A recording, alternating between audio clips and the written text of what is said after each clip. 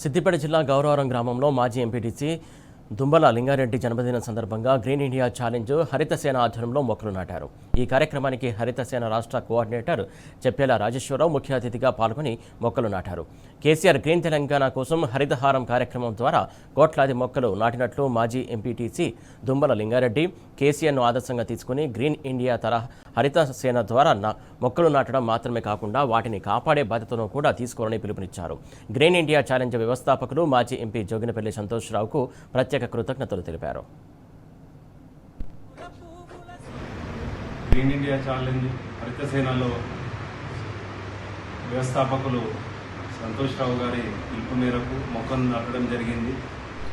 ప్రతి ఒక్కరూ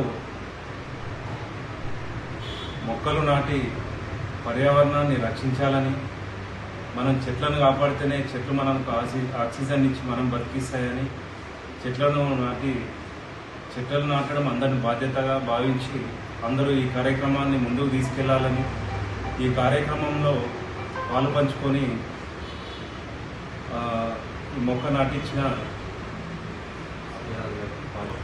పంచుకొని దీన్ని విజయవంతం చేసేందుకు కృషి చేసిన మన రాష్ట్ర కోఆర్డినేటర్ చెప్పేల రాజేశ్వరరావు గారికి, మరియు మన గజ్వేల్ కాన్స్టిట్యున్సీ కోఆర్డినేటర్ అనిల్ మొయిలి గారికి, మరియు మహేష్ గారికి, మీనాక్షి హోటల్ అధినేత మధుసూదన్ రెడ్డి గారికి, మరియు చంద్రురెడ్డి గారికి ధన్యవాదాలు తెలుపుకుంటూ ఇటువంటి కార్యక్రమాలు మీరు మరిన్ని చేపట్టాలని కోరుకుంటున్నాను. ధన్యవాదాలు.